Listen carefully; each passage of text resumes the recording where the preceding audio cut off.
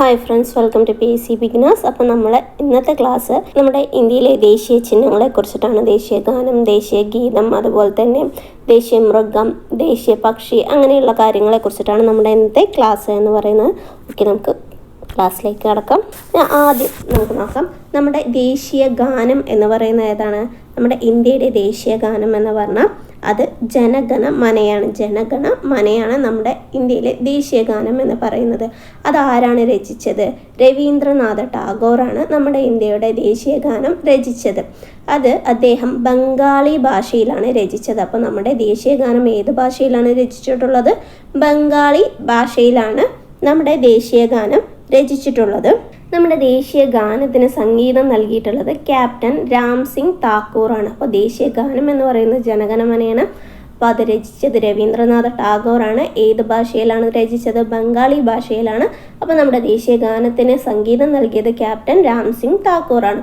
അപ്പോൾ നമ്മൾ ഈ ജനഗണമനയെ ദേശീയ ഗാനമായി അംഗീകരിച്ചത് എന്നാണ് എന്ന് ചോദിച്ചാൽ 1950 ജനുവരി 24 നമ്മളെ ദേശീയ ഗാനമായിട്ട് ജനഗണമനയെ അംഗീകരിച്ചത്. 1950 ജനുവരി 24 ഭരണഘടനാ അസംബ്ലി ഇന്ത്യയുടെ ദേശീയ ഗാനമായിട്ട് ജനഗണമനയെ അംഗീകരിച്ചത്. ഇനി ഈ ദേശീയ ഗാനത്തെ ആലപിക്കാൻ വേണ്ട സമയം എന്ന് പറയുന്നത് 52 സെക്കൻഡാണ്. എത്ര സെക്കൻഡാണ്? 52 സെക്കൻഡാണ്. ഇതിൻ്റെ ചെറുരൂപം ആലപിക്കാൻ വേണ്ട സമയം പറയുന്നത് 20 സെക്കൻഡാണ്. ഈ ദേശീയ ഗാനം ആദ്യമായി ആലപിച്ചത് ഏത് കോൺഗ്രസ് സമ്മേളനത്തിലാണ് എന്ന് ചോദിച്ചാൽ 1911 ഡിസംബർ 27 ഇന്ത്യൻ നാഷണൽ കോൺഗ്രസിൻ്റെ കൊൽക്കത്ത സമ്മേളനത്തിലാണ് ഇതാദ്യമായിട്ട് രവീന്ദ്രനാഥ ടാഗോർ ആലപിച്ചത്. അപ്പോൾ ദേശീയ ഗാനം ആലപിച്ചത് ആരാണ്? ആദ്യമായി ആലപിച്ചത് ആരാണ് എന്ന് ചോദിച്ചാലും അത് രവീന്ദ്രനാഥ ടാഗോർ തന്നെയാണ്. ഏത് ഇന്ത്യൻ നാഷണൽ കോൺഗ്രസ് സമ്മേളനത്തിലാണ് എന്ന് ചോദിച്ചാൽ കൊൽക്കത്ത സമ്മേളനത്തിലാണ്.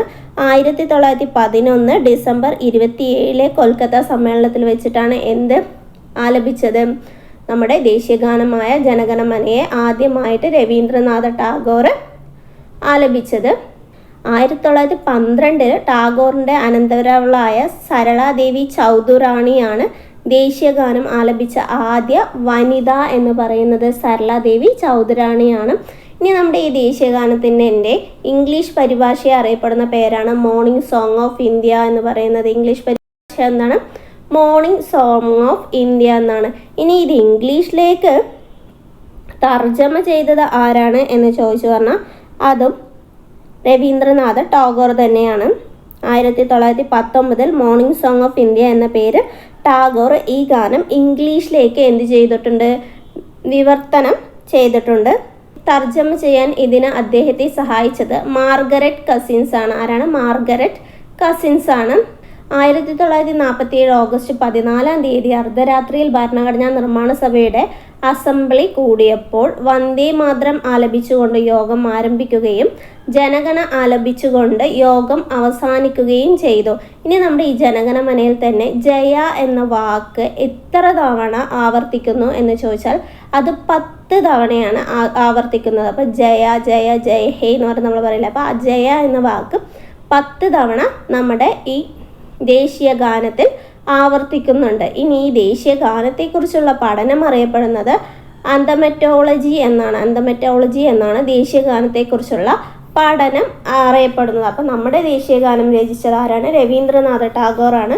അദ്ദേഹം നമ്മുടെ ഇന്ത്യയുടെ അല്ലാതെ വേറൊരു രാജ്യത്തിൻ്റെയും കൂടി ദേശീയ ഗാനം രചിച്ചിട്ടുണ്ട്. അത് ഏത് രാജ്യത്തിൻ്റെയാണെന്ന് ചോദിച്ചാൽ അത് ബംഗ്ലാദേശിൻ്റേതാണ്.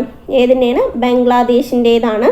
നോബൽ സമ്മാന ജേതാവായ രവീന്ദ്രനാഥ ടാഗോറാണ് ബംഗാളി ഭാഷയിലാണ് ജനഗണമന രചിച്ചത്. അത് 1950 ജനുവരി 24 ഭരണഘടനാ അസംബ്ലി അംഗീകരിച്ചു. അതുപോലെ ഇമ്പോർട്ടൻ്റ് ആയ ഒരു ഡേറ്റ് ആണ് 1911 ഡിസംബർ 27 കൊൽക്കത്ത സമ്മേളനത്തിൽ വെച്ചിട്ട് ആദ്യമായിട്ട് രവീന്ദ്രനാഥ ടാഗോർ ജനഗണമന ആലപിച്ചത്. ഇതിൻ്റെ സമ്പൂർണ്ണ ഗാനത്തിൽ 5 ചരണങ്ങളാണുള്ളത്. ആദ്യ ചരണത്തിൽ ദേശീയ ഗാനത്തിൻ്റെ പൂർണ്ണ രൂപം അടങ്ങിയിട്ടുള്ളത്. അപ്പോൾ സമ്പൂർണ്ണ ഗാനത്തിൽ 5 ചരണങ്ങളുണ്ട്. ആദ്യ ചരണത്തിൽ ദേശീയ ഗാനത്തിൻ്റെ പൂർണ്ണ രൂപവും അടങ്ങിയിട്ടുണ്ട്. 52 സെക്കൻഡാണ് ദേശീയ ഗാനത്തിൻ്റെ പൂർണ്ണ പതിപ്പ് ആലപിക്കാൻ എടുക്കുന്നത്. ചെറിയ പതിപ്പാണ് പറഞ്ഞാൽ അതിന് എടുക്കുന്നത് അതിനെടുക്കുന്നത് 20 സെക്കൻഡാണ്. ഇനി നമുക്ക് ഏറ്റവും പഴക്കമുള്ള ദേശീയ ഗാനമുള്ള രാജ്യം ചോദിക്കുകയാണെന്ന് പറഞ്ഞാൽ അത് ജപ്പാനാണ്. അതുപോലെ ഏറ്റവും കൂടുതൽ വരിയുള്ള ദേശീയ ഗാനമുള്ള രാജ്യം ഏതാണെന്ന് ചോദിച്ചാൽ അത് ഗ്രീസാണ്. അതുപോലെ കൃത്യമായ സംഗീതം നൽകിയ ഏറ്റവും പഴയ ദേശീയഗാനം ഏതാണെന്ന് ചോദിച്ചു പറഞ്ഞാൽ അത് നെതർലാൻഡാണ്. നമ്മൾ പറഞ്ഞപ്പോൾ അതും കൂടി പറഞ്ഞു എന്നുള്ളൂ. അപ്പോൾ ഒന്ന് അറിഞ്ഞു വയ്ക്കുന്നതിൽ തെറ്റൊന്നുമില്ല. അടുത്തതാണ് നമ്മുടെ ദേശീയ ഗീതം എന്ന് പറയുന്നത്. നമ്മുടെ ദേശീയ ഗീതം ഏതാണ്? അത് വന്ദേ മാതരമാണ് നമ്മുടെ ദേശീയ ഗീതം എന്ന് പറയുന്നത്. അത് രചിച്ചത് ബങ്കിം ചന്ദ്ര ചാറ്റർജിയാണ് നമ്മുടെ ദേശീയ ഗീതം രചിച്ചത്. ഇതിന് സംഗീതം നൽകിയിട്ടുള്ളത് ആരാണ്? ജദുനാഥ് ഭട്ടാചാര്യയാണ്. അപ്പോൾ ജദുനാഥ് ഭട്ടാചാര്യയാണ് നമ്മുടെ വന്ദേ മാതരത്തിന് സംഗീതം നൽകിയിട്ടുള്ളത്. ഇത് ഏത് രാഗത്തിൽ വരുന്നതാണ് എന്ന് ചോദിച്ചു പറഞ്ഞാൽ ദേശരാഗത്തിൽ വരുന്നതാണ്. എന്ത് എന്ന് പറയുന്നത്? നമ്മുടെ ഇന്ത്യയുടെ ദേശീയ ഗീതം എന്ന് പറയുന്നത് അല്ലെങ്കിൽ വന്ദേ മാതരം എന്ന് പറയുന്നത്. ഇതും അംഗീകരിച്ചത് നമ്മൾ നേരത്തെ ജനഗണമന പറഞ്ഞു, അത് അംഗീകരിച്ച 1950 ജനുവരി 24 പറഞ്ഞു. അതുപോലെ തന്നെ ദേശീയ ഗീതവും അംഗീകരിച്ചത് 1950 ജനുവരി 24 തന്നെയാണ്. ഇത് ഏതിൽ നിന്നാണ് നമ്മുടെ ദേശീയ ഗീതം എടുത്തിട്ടുള്ളത് എന്ന് ചോദിച്ചു പറഞ്ഞാൽ ബങ്കിം ചന്ദ്ര ചാറ്റർജിയുടെ സന്യാസി കലാപത്തെ അടിസ്ഥാനപ്പെടുത്തിയിട്ടുള്ള ആനന്ദമഠം എന്ന നോവലിൽ നിന്നാണ് എന്തെടുത്തിട്ടുള്ളത്? വന്ദേ മാതരം എന്നത് എടുത്തിട്ടുള്ളത്. 1882 ഈ ആനന്ദമഠം എന്ന നോവൽ പുറത്തിറങ്ങിയത്. എന്തിനെ അടിസ്ഥാനപ്പെടുത്തിയിട്ടാണ്? സന്യാസി കലാപത്തെ അടിസ്ഥാനപ്പെടുത്തിയിട്ടാണ്. ഇനി വന്ദേ മാതരം ആലപിച്ചത് ഏത് ഭാഷയിലാണ് ചോദിച്ചു പറഞ്ഞാൽ അത് ബംഗാളി ഭാഷയിലാണ്. ഇനി നമ്മൾ നേരത്തെ ദേശീയ ഗാനം പറഞ്ഞപ്പോൾ അത് ആലപിക്കാൻ 52 സെക്കൻഡ് വേണമെന്ന് പറഞ്ഞു. അതുപോലെ ദേശീയ ഗീതം ആലപിക്കാൻ എടുക്കുന്ന സമയമാണ് 65 സെക്കൻഡ് എന്ന് പറഞ്ഞത്. ഇനി നമ്മുടെ ദേശീയ ഗീതം ആദ്യമായി ആലപിക്കപ്പെട്ട വർഷം എന്ന് പറയുന്നത് 1896 1896 കൊൽക്കത്ത കോൺഗ്രസ് സമ്മേളനത്തിലാണ്. അപ്പോൾ ദേശീയ ഗീതവും ദേശീയ ഗാനവും കൊൽക്കത്ത കോൺഗ്രസ് സമ്മേളനമാണ്.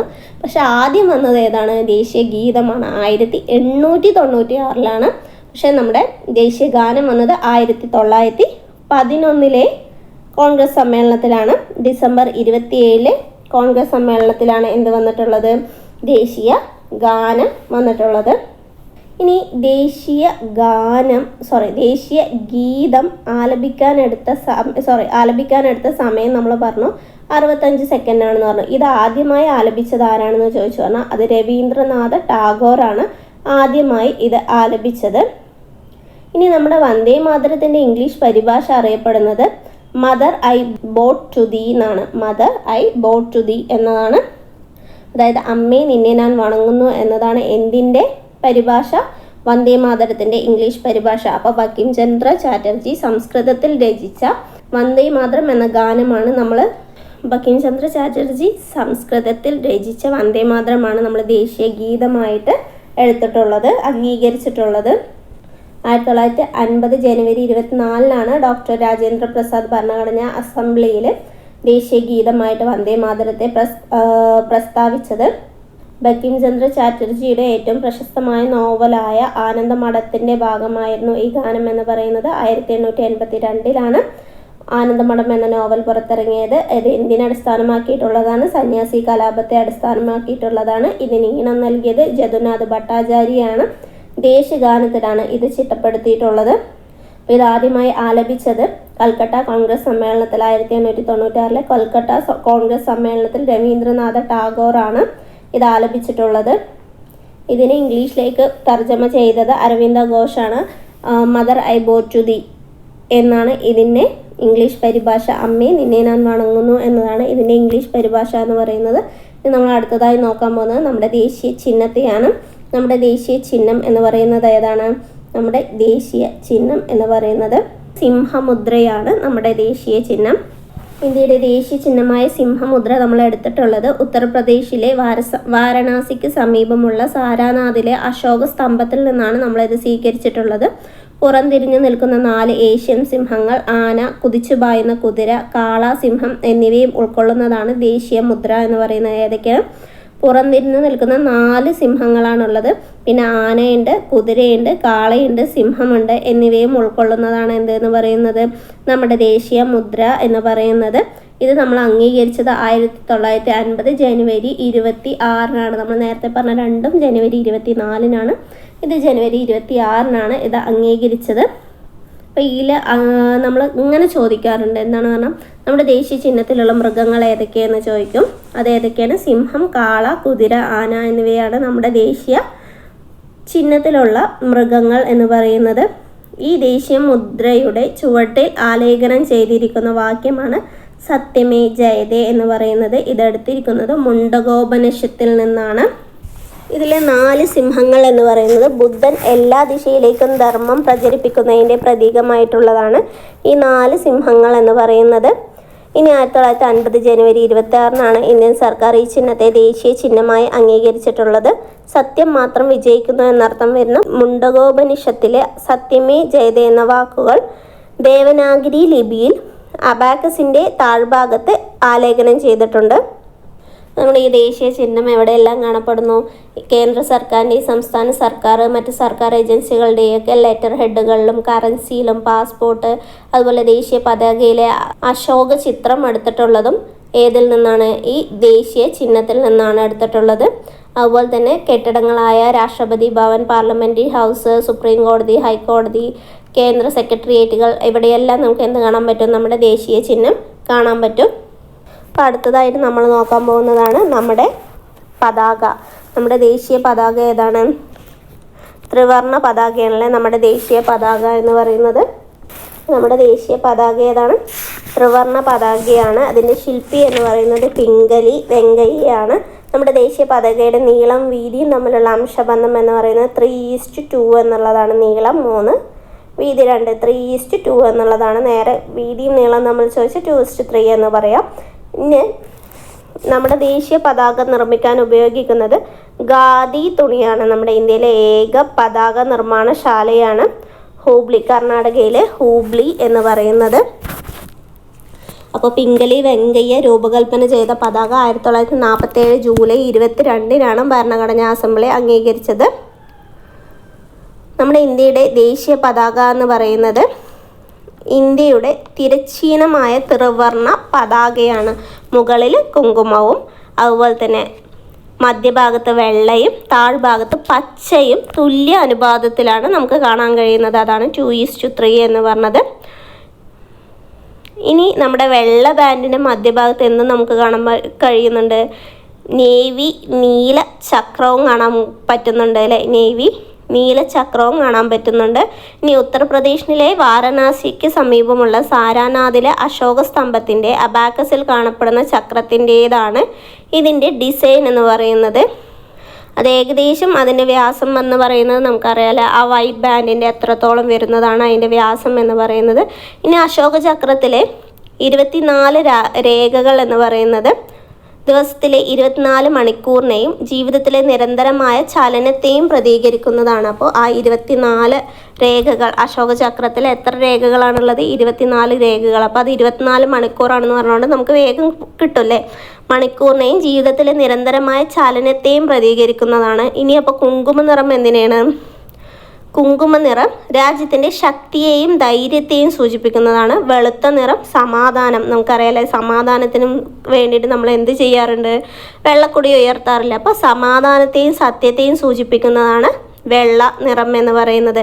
ഇനി പച്ച നിറമോ ഫലപുഷ്ടതയെയും വളർച്ചയെയും ഐശ്വര്യത്തെയും കാണിക്കുന്നതാണ്. അല്ലാതെ ഇതൊന്നും ഓരോ മതത്തെ കാണിക്കുന്നതൊന്നുമല്ല, ഓരോന്നും വ്യക്തമായ ഓരോ കാര്യത്തെ സൂചിപ്പിക്കുന്നതാണ്. അപ്പോൾ 24 അരക്കാലുകൾ എന്ന് പറയുന്നത് 24 മണിക്കൂറിനെയും ജീവിതത്തിലെ നിരന്തരമായ ചലനത്തെയും സൂചിപ്പിക്കുന്നു.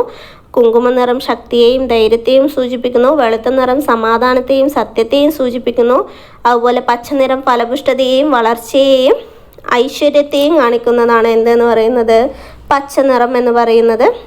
അപ്പോൾ നമുക്ക് നമ്മുടെ രാജ്യത്തിന് ഒരു പതാകയ്ക്ക് വേണ്ടി 1947 ജൂൺ 23-നാണ് പതാക കമ്മിറ്റി രൂപീകരിച്ചത്. അപ്പോൾ പതാക കമ്മിറ്റി എപ്പോഴാണ് രൂപീകരിച്ചത്? 1947 ജൂൺ 23-ലാണ് പിന്നെ ഈ പതാക നിർമ്മാണശാല ഏതാണെന്ന് നമ്മൾ ഓൾറെഡി പറഞ്ഞു. കർണാടകയിലെ ഖാദി ആൻഡ് ഗ്രാമോദ്യോഗ് സംയുക്ത സംഘത്തിനാണ് നമ്മുടെ ഇന്ത്യയിലെ പതാക നിർമ്മാണത്തിനുള്ള അനുവാദമുള്ളത്. യാഥാർത്ഥ്യത്തിൽ ശരിക്കും പറയണമെന്ന് പറഞ്ഞാൽ നമ്മുടെ ഇന്ത്യയിൽ ദേശീയ പതാക നിർമ്മിക്കാൻ അനുവാദമുള്ള ഒരേ ഒരു സ്ഥാപനം മാത്രമാണുള്ളത്.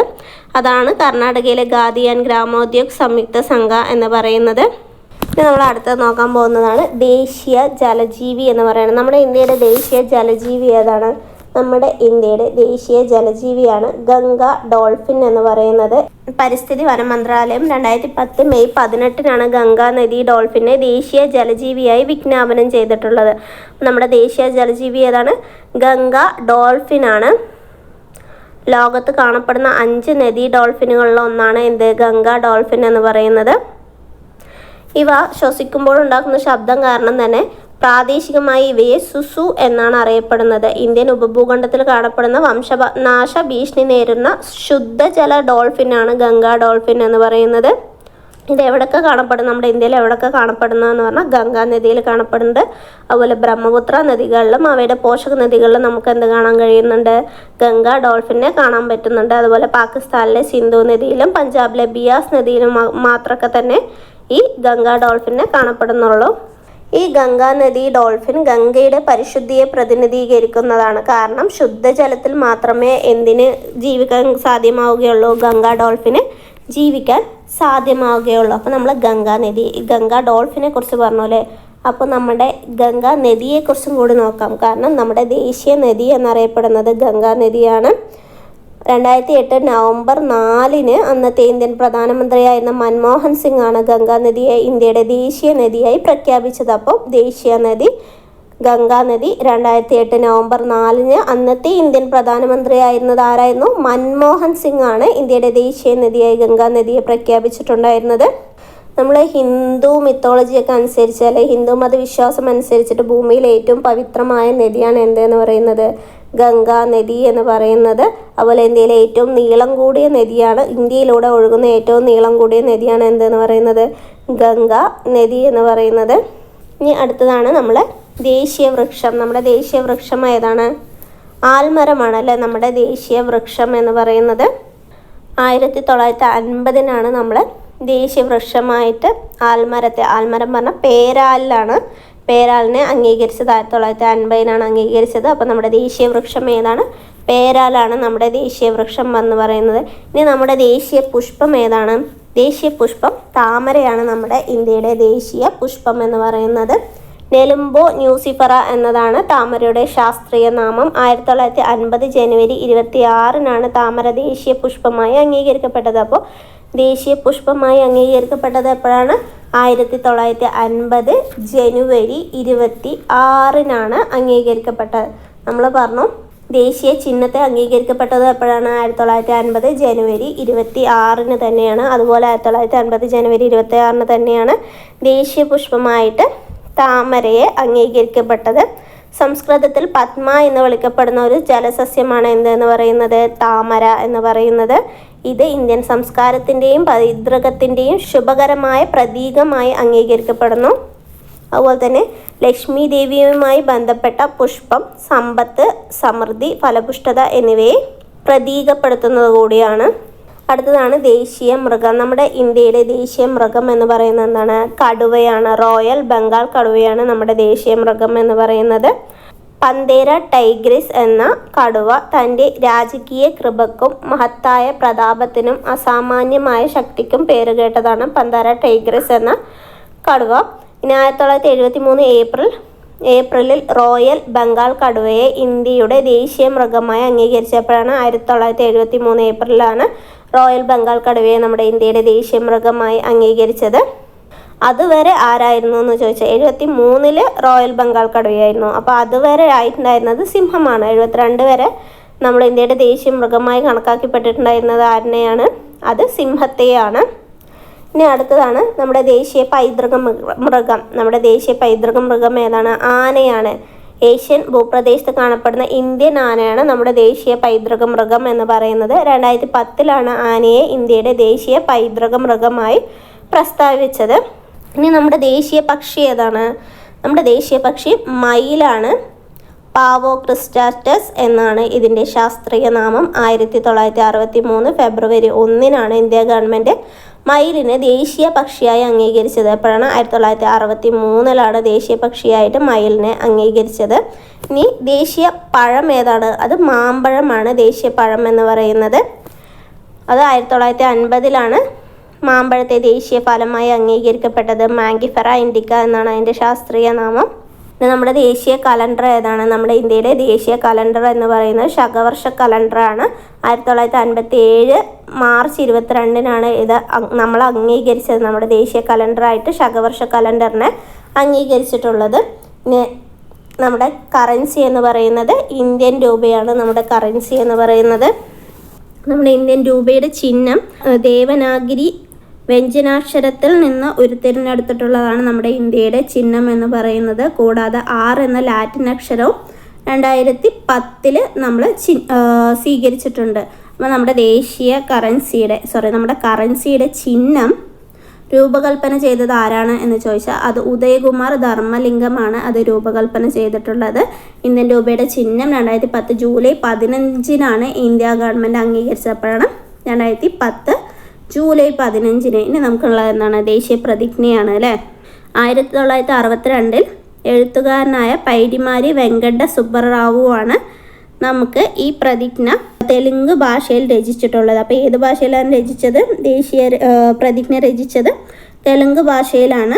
പൈഡിമാരി വെങ്കട്ട സുബ്ബറാവുവാണ് നമ്മുടെ ദേശീയ പ്രതിജ്ഞ രചിച്ചിട്ടുള്ളത്. അപ്പോൾ ഇതിൻ്റെയൊക്കെ വർഷം ഓർത്ത് വയ്ക്കുക എന്ന് പറയുന്നത് ഇമ്പോർട്ടൻ്റ് ആണ്. അപ്പോൾ നമുക്ക് ഒന്നുകൂടെ വേഗത്തിൽ നോക്കാം. ഓരോന്നിൻ്റെ ഡേറ്റും കാര്യങ്ങളും മാത്രം നോക്കിയിട്ട് പോവാം. ആദ്യം നമ്മൾ പോകണമെന്ന് പറഞ്ഞാൽ നമുക്ക് ദേശീയ ചിഹ്നത്തിൽ നിന്ന് തന്നെ പോകാം. ദേശീയ ചിഹ്നം എപ്പോഴായിരുന്നു? 1950 ജനുവരി 26 നമ്മൾ ദേശീയ ചിഹ്നത്തെ അംഗീകരിച്ചത്. ഇനി ദേശീയ പതാക എപ്പോഴായിരുന്നു? 1947 ജൂലൈ 22 ആരാണ് ആ പതാക രൂപകൽപ്പന ചെയ്തത്? പിംഗലി വെങ്കയ്യയാണ് അത് രൂപകൽപ്പന ചെയ്തിട്ടുണ്ടായിരുന്നത്. അതുപോലെ ദേശീയ ഗാനം ദേശീയ ഗീതം രണ്ടും 1950 ജനുവരി 24 അംഗീകരിച്ചത്. ദേശീയ ഗാനം ജനഗണമനയാണ് അത് രചിച്ചത് രവീന്ദ്രനാഥ് ടാഗോറാണ്. 1911 ഡിസംബർ 27 കൊൽക്കത്ത സമ്മേളനത്തിലാണ് അത് ആദ്യമായി ആലപിച്ചത്. ഇനി ദേശീയ ഗീതം നോക്കുകയാണെന്ന് പറഞ്ഞാൽ ബങ്കിം ചന്ദ്ര ചാറ്റർജിയാണ് സംസ്കൃതത്തിൽ രചിച്ചത്. 1950 ജനുവരി 24 അതിനെയും അംഗീകരിച്ചിട്ടുള്ളത്. അപ്പോൾ ഏതിൽ നിന്നാണ് എടുത്തത്? ആനന്ദമഠം എന്ന നോവലിൽ നിന്നാണ് അത് എടുത്തിട്ടുള്ളത്. ഇതും ആദ്യമായി ആലപിച്ചത് 1896 കൊൽക്കത്ത സമ്മേളനത്തിലാണ്. അപ്പോൾ രണ്ടും കൊൽക്കത്ത സമ്മേളനത്തിലാണ്. രണ്ടും അംഗീകരിച്ചത് ഒരേ ഡേറ്റിനാണ് എന്നും ഓർത്ത് വയ്ക്കുക. ഇനി നമ്മുടെ ദേശീയ നദി ഏതാണ്? ഗംഗയാണ് നമ്മുടെ ദേശീയ നദി. 2008 നവംബർ 4 അത് അംഗീകരിച്ചത്. ഏത് പ്രധാനമന്ത്രിയായിരുന്നു ആ സമയത്തുണ്ടായിരുന്നത്? മൻമോഹൻ സിംഗ് ആയിരുന്നു. അപ്പോൾ ദേശീയ നദി ഗംഗയാകുമ്പോൾ ദേശീയ ജലജീവി ഏതായിരിക്കുമെന്ന് ഓർത്ത് വയ്ക്കുക? ഗംഗ ഡോൾഫിനാണ്. 2010 മെയ് 18 ഇതിനെ അംഗീകരിച്ചിട്ടുള്ളത്. ദേശീയ വൃക്ഷം പേരാലാണ്. 1950 നമ്മൾ ദേശീയ വൃക്ഷത്തെ അംഗീകരിച്ചത്. അതുപോലെ ദേശീയ പുഷ്പം താമരയാണ്. 1950 ജനുവരി 26 നമ്മൾ താമരയെ ദേശീയ പുഷ്പമായി അംഗീകരിച്ചത്. നമ്മുടെ ദേശീയ മൃഗം റോയൽ ബംഗാൾ കടുവയാണ്. അതിനെ അംഗീകരിച്ചത് എപ്പോഴാണ്? 1973 ഏപ്രിലാണ്. അതുവരെ ദേശീയ മൃഗമായിരുന്നത് സിംഹമാണ്. അതുവരെ ദേശീയ മൃഗമായിരുന്നത്. ദേശീയ പക്ഷി മയിലാണ്. 1963 ഫെബ്രുവരി 1 അതിനെ അംഗീകരിച്ചത്. ദേശീയ പഴം മാമ്പഴമാണ്. 1950 അംഗീകരിക്കപ്പെട്ടു. ദേശീയ കറൻസി എന്ന് പറയുന്നത് അത് രൂപകൽപ്പന ചെയ്തത് നമ്മുടെ കറൻസിയുടെ ചിഹ്നം രൂപകൽപ്പന ചെയ്തത് ആരാണ് എന്നാണ് ചോദിക്കുക. അതാരായിരുന്നു? ഉദയകുമാർ ധർമ്മലിംഗമാണ് അത് അംഗീകരിച്ചത്. 2010 ജൂലൈ 15 ഈ ചിഹ്നത്തെ ഗവൺമെൻറ് അംഗീകരിച്ചത്. ദേശീയ കലണ്ടർ ശകവർഷ കലണ്ടറാണ്. 1957 മുതൽ അത് അംഗീകരിച്ചു തുടങ്ങി. ദേശീയ പ്രതിജ്ഞ രചിച്ചത് ആരാണ്? പൈഡിമാരി വെങ്കട്ട സുബ്ബറാവുവാണ്. അപ്പോൾ ഇതായിരുന്നു നമ്മുടെ ഇന്നത്തെ ക്ലാസ് എന്ന് പറയുന്നത്. ഇമ്പോർട്ടൻ്റ് ആണ്. അടുത്ത കഴിഞ്ഞ എക്സാമിനും കൂടി ഇതിൽ ഒരു ക്വസ്റ്റ്യൻ ചോദിച്ചുകൊണ്ടാണ് ഞാൻ വീണ്ടും പറഞ്ഞത്. അപ്പോൾ നിങ്ങൾക്ക് ഈ ക്ലാസ് ഇഷ്ടപ്പെടുകയാണെങ്കിൽ, നിങ്ങൾക്ക് ഉപകാരപ്പെടുകയാണെങ്കിൽ ലൈക്ക് ചെയ്യുക, സബ്സ്ക്രൈബ് ചെയ്യുക. വീണ്ടും പുതിയൊരു ക്ലാസ്സുമായി വരുന്നത് വരെ ഓക്കെ ബൈ.